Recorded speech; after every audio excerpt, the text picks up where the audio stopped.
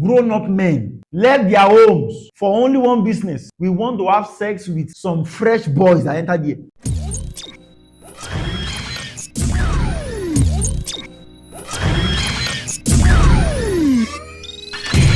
Men who are meant to be at work, earning a living. What madness. And despite the fact that Abraham was living in that generation, he could not save Sodom because they were not called to the ministry of saltiness. They don't have the power to provide that preservation because salt cannot preserve away from what is meant to preserve. Meaning that if you keep a bottle of salt inside a jar on the left side of my table now, and you keep a dead fish on the right side of the table, despite the fact that the salt is present, it will not affect the fish. The salt will be there day after day, and the fish will die day after day because the salt have refused to mix up with the fish. So Abraham could not influence Sodom. Perhaps if he was living there, who knows? God would have been able to find 10 righteous people, and the destiny of Sodom would have been preserved. Because the house of Abraham alone, they are over 300. If they were living in Sodom, who knows?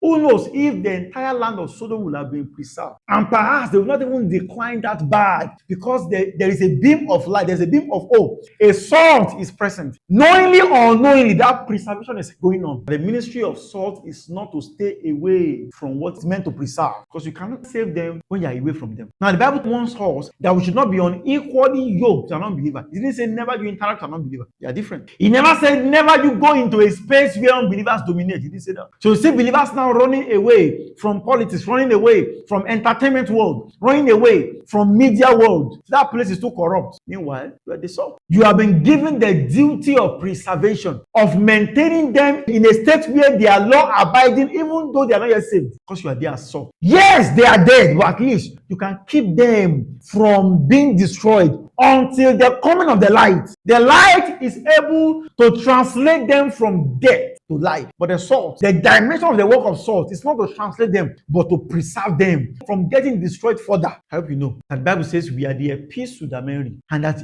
just because you are standing for righteousness in that place, you're already bringing a measure of preservation to people around you. The Bible talks about the conscience of people being emboldened to do evil because they saw someone else doing something similar. Paul was writing to the Corinthian church. He said, when your brother sees you eating food sacrificed to idol, he said his conscience becomes emboldened to do the same. Meanwhile, for you, it will not be wrong. But because he had to sear his conscience and rebel against his conscience to be sin for him. So Paul said, don't do it. So there is a way evil strengthens evil. That the mere fact that 2 or 3 persons are doing evil in a certain place, there is a way it conditions other people to do the same without talking.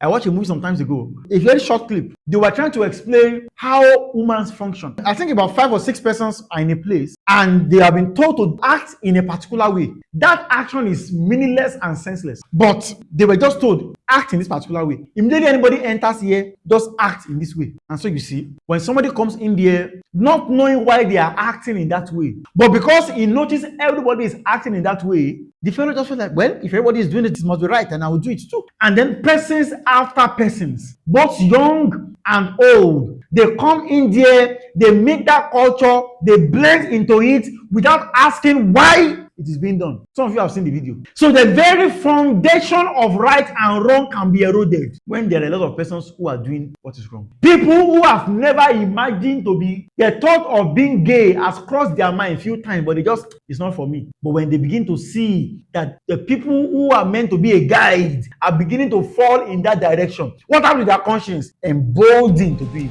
And the reverse is also true.